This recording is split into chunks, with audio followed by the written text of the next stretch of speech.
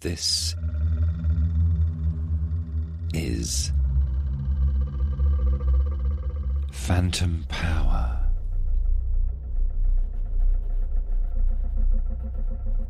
Episode 6. Data Streams.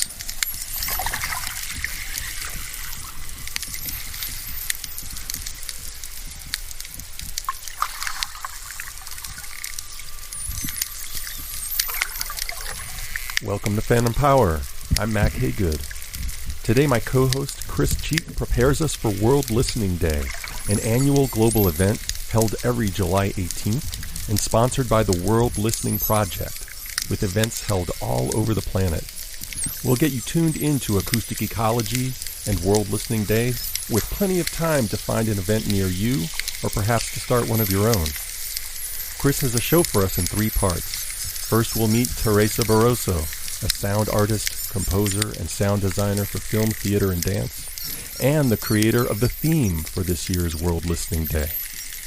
Next, Cris does some close listening of his own in a meditation on the sounds of humans, animals, and Earth in his neighborhood. And finally, we meet Leah Barclay, who made the recording we're hearing right now in Dolphin Cove on the Great Sandy Biosphere Reserve in Queensland, Western Australia. She's the president of the Australian Forum on Acoustic Ecology, the editor of Soundscape magazine, and the vice president of the World Acoustic Ecology Forum. Leah spoke with Cris from a remote biosphere reserve when it was still summer in the Southern Hemisphere.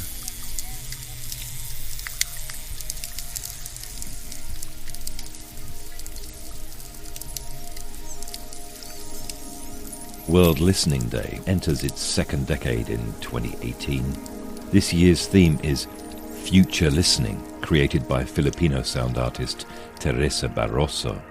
Phantom Power caught up with Teresa amidst her preparations.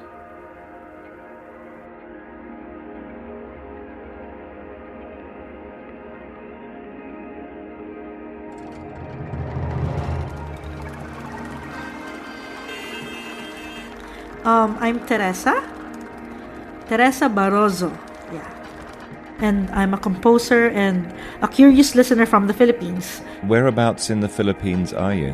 Quezon City, Manila.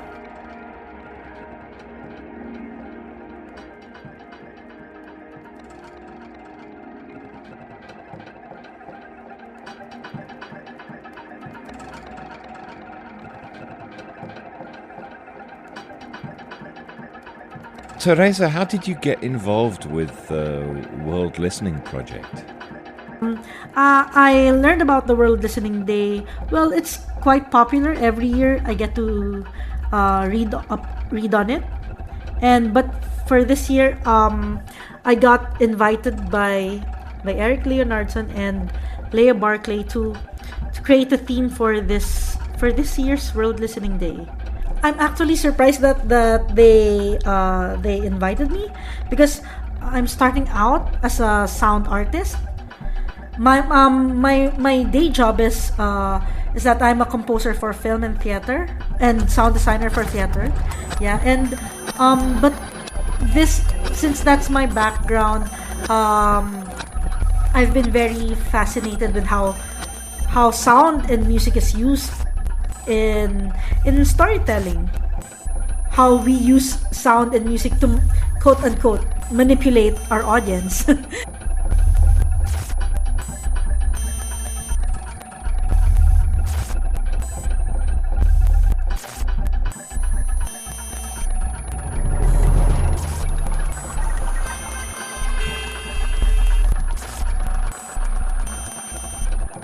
So that's where my interest began.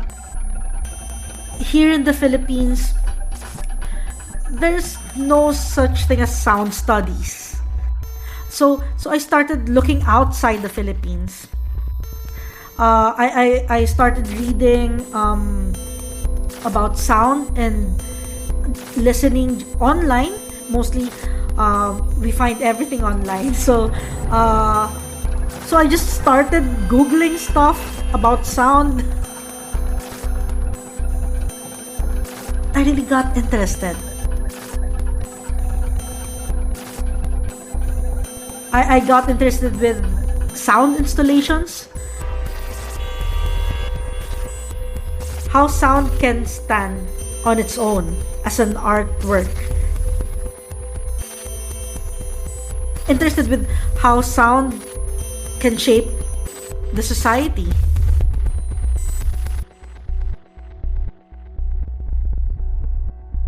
I saw online there's this thing called Acoustic Ecology.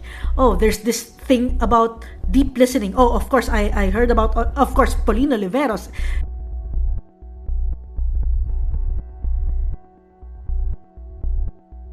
So, what's your idea for World Listening Day this year? The theme for this year's World Listening Day is future listening. And here we are inviting people to respond on the question, what does your future sound like? There are also other general guide questions to consider. I'm gonna read them. What does your past sound like? What does your present sound like? Which sounds do you wish to retain? Which sounds do you wish to never hear again? Which sounds do you consider as toxic waste?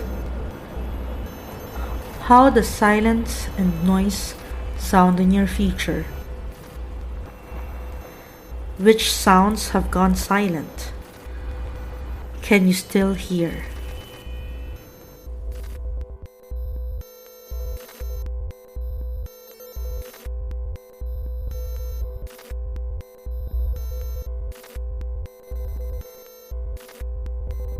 People will be responding to World Listening Day all over the world, I hope.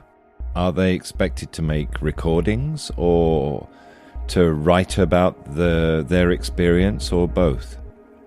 I personally feel that anyone is welcome to respond in any way they prefer.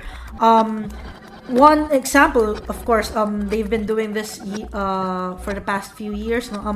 Other communities do sound walks, and there some other groups they just gather and talk about sound, and there are groups who curate concerts or performances. It's inspired by the theme. Not just artists, but anyone who has something to say, or anyone who hopes or dreams can actually be included in this global campaign. It's not exclusive. So, what kind of future sound do you imagine? So, I'm interested with how we can change our future. Actually, how we can change our future by being present in our listening.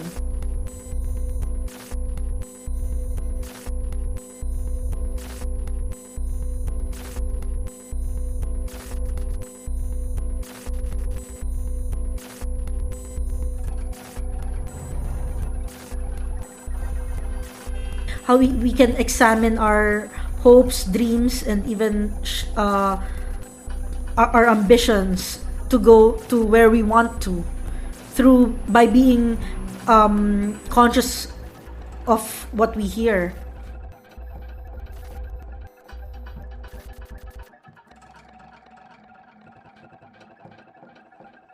One term often used to describe the sum of what we hear is acoustic ecology. Teresa Barrozo used that there. But what is it? It seems kind of specialist, right? Here's a very brief description. Acoustic ecology, sometimes called eco-acoustics or soundscape studies, is a discipline studying the relationship mediated through sound between human beings and their environments. And my thinking increasingly became about phones, the anthropophone, the biophone, and the geophone. Here's my own attempt to get to grips with that. I make a quick local inventory of what I hear around me. The racket of a pair of my shoes tumbling in the dryer, drifting up from the basement in the house, clanks like a broken part in some kind of drum. Not as loud or persistent as the repetitive whir and whoosh of an air conditioner spinning into action during high summer, or the clicks and hums of the fridge in the kitchen, but examples of anthropophony nonetheless. Someone sanding a plank while a cranked amp in a trunk to bring some kind of bump crawls by. Peer pressure is the sound of summer mowing, leaf and snow blowing, and all the fun of the power tools that change the dynamic. An anthropophone in the Anthropocene. All sound produced by humans, whether considered coherent, such as music and language, allegedly, or incoherent and chaotic, such as random signals generated primarily by electromechanical means of ambient noise, all forging part of this ongoing sonic patina. In the evenings, I hear the voices of various people calling to their pets across the hill. Emergency sirens on the arterial, whistles from distant trains. A stronger wind brings chimes from the neighbour's deck. A cacophone of city dwelling here in Northside, Cincinnati.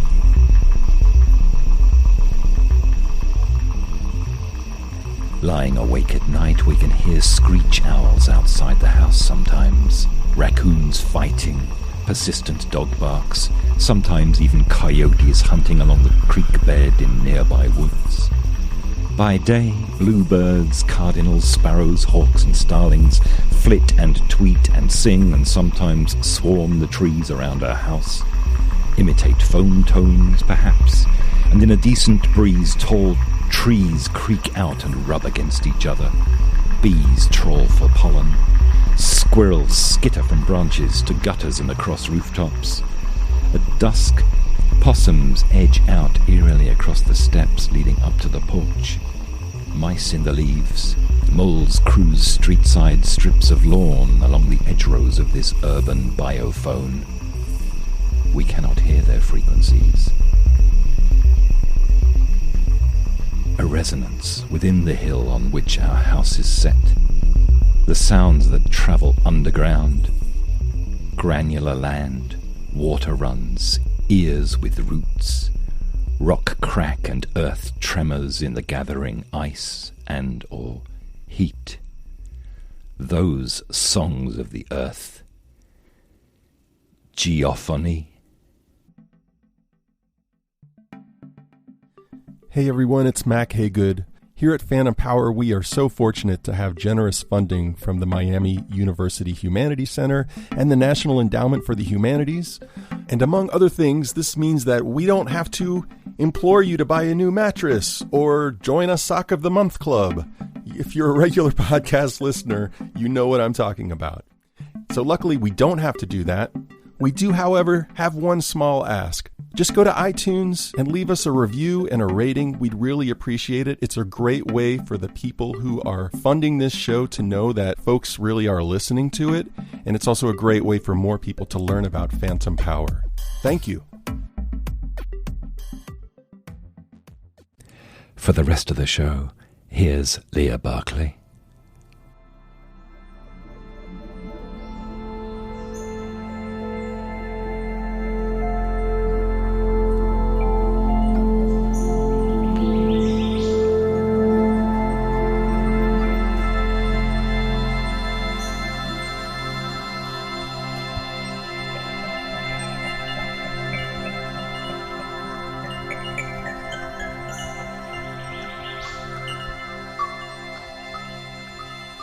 It sounds like you're in a great environment right now, actually. There's some nice bird song in the background. I am, yeah. I'm actually in the Noosa Biosphere Reserve. There's cicadas, very loud cicadas. Can you hear those now? I can. Okay. I mean, I can close windows if that's No, I like Okay. it. I like it. All right. Yeah. My name is Leah Barclay. I'm an Australian sound artist and composer, and my work really revolves around acoustic ecology and environmental field recording. So I work with different ecosystems, particularly ecosystems that are often beyond our auditory perception, such as rivers and lakes and marine environments. And I create experiences of being immersed and present in those ecosystems. Installation style or concert style or a mixture of both? Both. So I use these environmental field recordings in different contexts. Immersive installations, which are always in surround sound, usually 8-channel surround sound, and often have interactive elements so that human presence in the space affects the sonic environment. I also create live performances with these materials where I'll mix all the sounds live, again in a surround sound context, and these often involve live streams as well. So live streaming hydrophones from a different ecosystem that I'll bring into that live performance.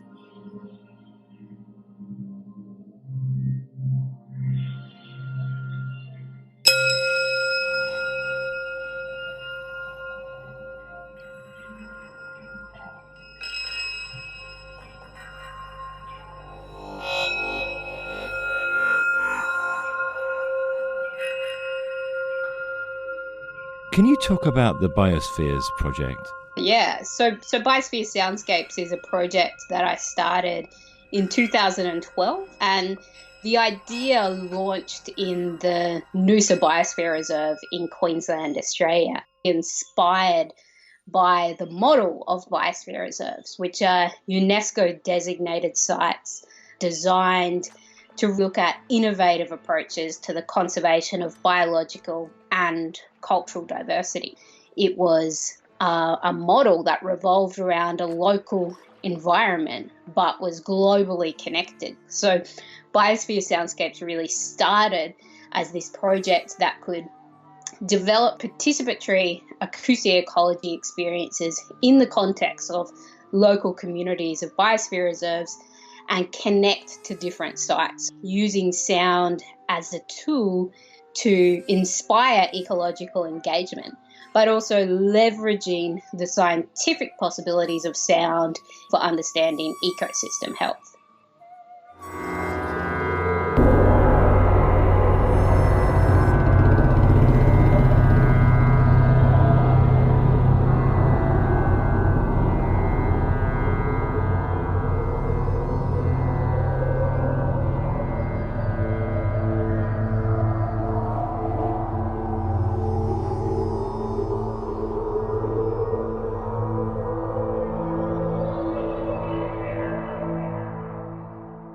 We're actually rebuilding our sound maps and databases at the moment to create this central repository for community recordings, because what we've found when we're running workshops and engagement exercises in the biosphere reserves is the communities want to keep going. They want to keep recording the environment for both artistic and scientific purposes. And so we want to create these interfaces that enable them to keep doing that and enable them to share and compare those recordings with other biosphere reserves as well. How are you archiving the data that's collected?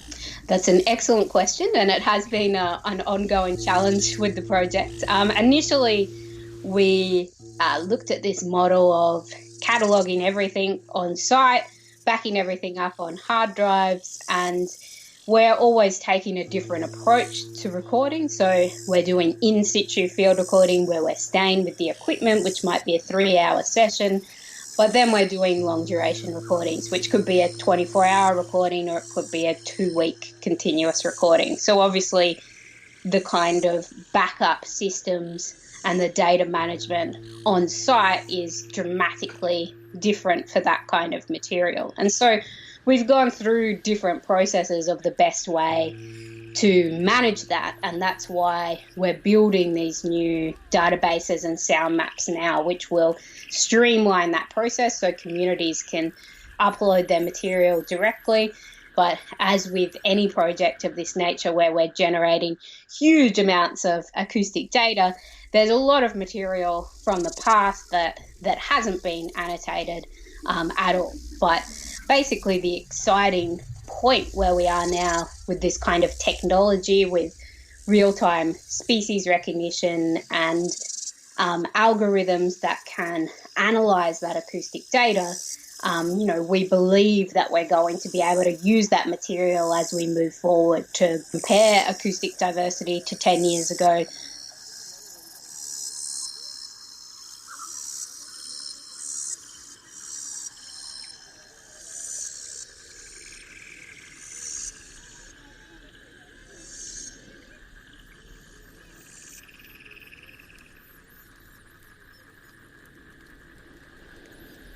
While we're not annotating and databasing everything in a perfect way, we see great value in collecting as much acoustic data as possible.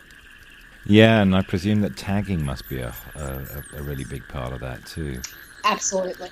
What layers and levels of tagging you get into, how much detail, how much complexity. That's exactly right. And the new community system basically has layers of tagging. So you can select location is the big one, time of day, and then our communities can choose then to add more layers of information to the point that they can actually identify specific species if they want to, or identify, simple differences between biophony and geophony and things like that.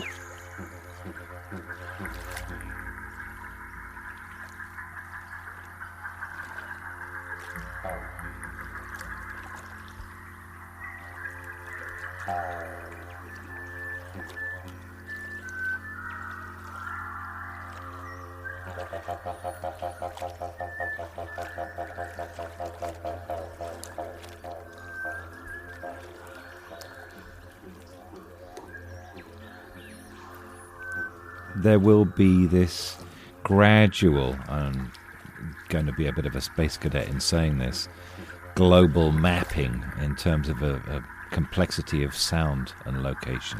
Yeah, and I think there's been a lot of calls for that throughout various artistic and scientific communities. Obviously, there's a lot of incredible sound maps that exist online that have inspired elements of this project, but often they don't call for community participation, or the ones that do call for community participation are around, specific themes or very broad. So looking at the way that listening can inspire presence and connection to place and all of the future possibilities we have in these scientific fields that allow us to use sound to monitor environmental health.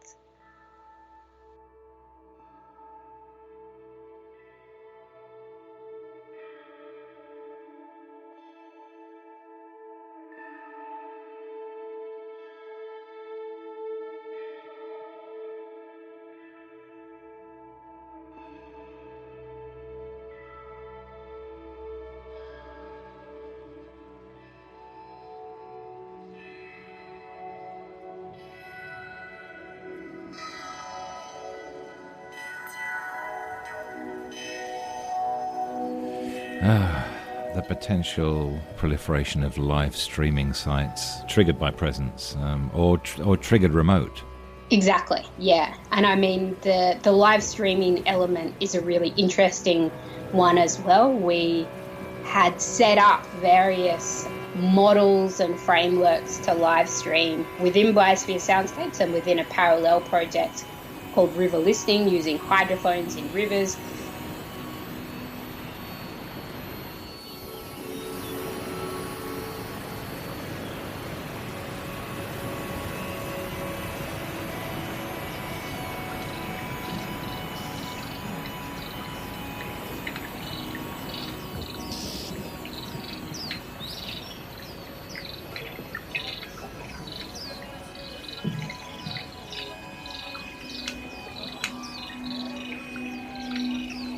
And it didn't always work. We had, all of these issues with, if you're in a remote area, internet dropping out and technology going missing and the interfaces we were using weren't working.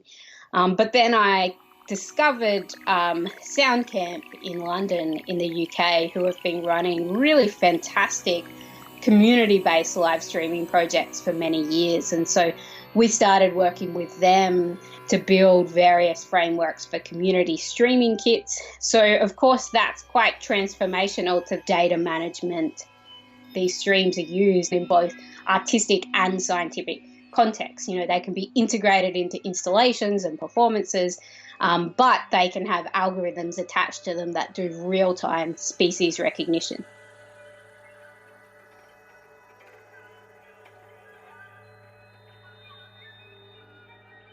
Do you notice a difference between recording an environment when people are there and recording an environment when people aren't there? Absolutely. I mean, and that's been an interesting process for me personally as a field recordist. I mean, I notice the difference when I am there as well. If I'm setting up equipment in the environment and I'm in situ, I'm there with headphones on, actively listening, which I love doing, and I think it's such a magic way to connect to the environment. But I notice a distinctive difference in those recordings between when I'm there and when I'm not there, because obviously everything that lives in that ecosystem is equally as aware of my presence and of anyone else's presence, and naturally they vocalize in different ways.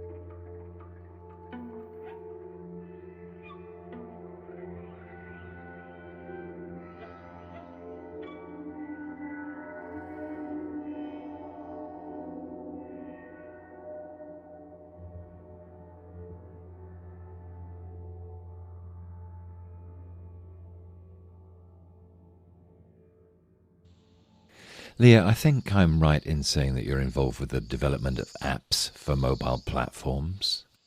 That's exactly right, yeah, which has again been a big part of the community engagement side of the project. So I've been really interested through both Biosphere Soundscapes and River Listening to develop mobile apps that enable communities to record and locate their sounds very easily.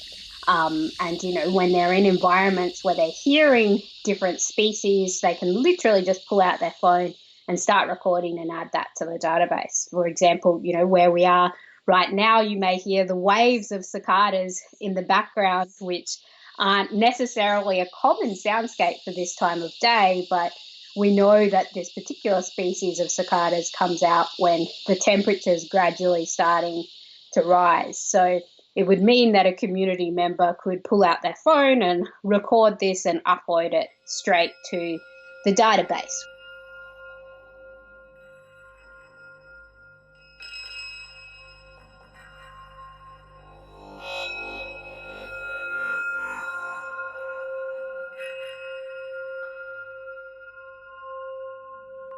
And while we know that sound has been the relatively less focused on human sense in terms of development of internet platforms and interfaces, using the technology is also humans interfering in the environment even further. So there's a kind of a trade-off here. Of course, yeah. And look, I mean, realistically, I think, you know, there's an inherent contradiction in many of the projects that I've really been pushing in Acoustic Ecology, and, you know, using mobile technologies as a tool to reconnect young people to the environment obviously is problematic in more ways than one. But at the end of the day, when, you know, young people are carrying these mobile phones in their back pocket, it's not like they're going to get rid of them tomorrow. I see great value in, you know, using the available platforms we have and repurposing these technologies in ways that can inspire this culture. The fact that I can create these augmented reality sound walks and installations with mobile applications, and I can take those to climate change conferences and literally put them in the hands of decision makers so they can be listening as they walk past in the hallways. It's transforms the accessibility of these experiences. When we start to think about these environments that we don't traditionally have access to through our auditory perception, freshwater environments in rivers, the horrific impact that anthropogenic noise is having in our marine environments. But then when they're immersed in an installation or a listening experience where they actually hear how loud and intense and heartbreaking in a way that sound world is for species such as humpback whales who are migrating, it's quite confronting.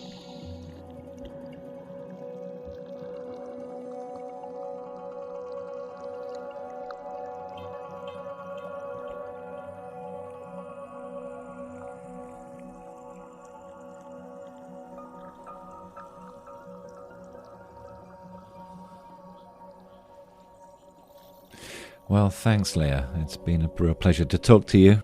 Thank you. I wish you a great day there in the biosphere. Thanks very much for having me. I'm excited to hear more episodes of this podcast as well.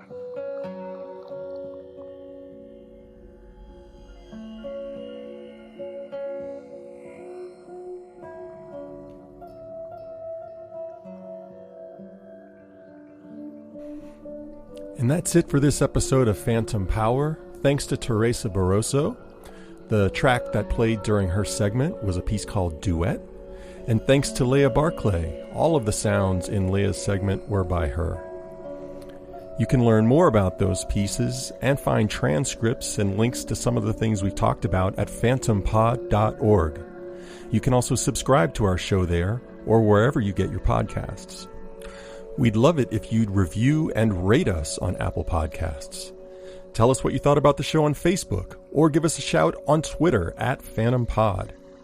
Our interns are Natalie Cooper and Adam Whitmer. Phantom Power is made possible through a generous grant from the Miami University Humanities Center and the National Endowment for the Humanities.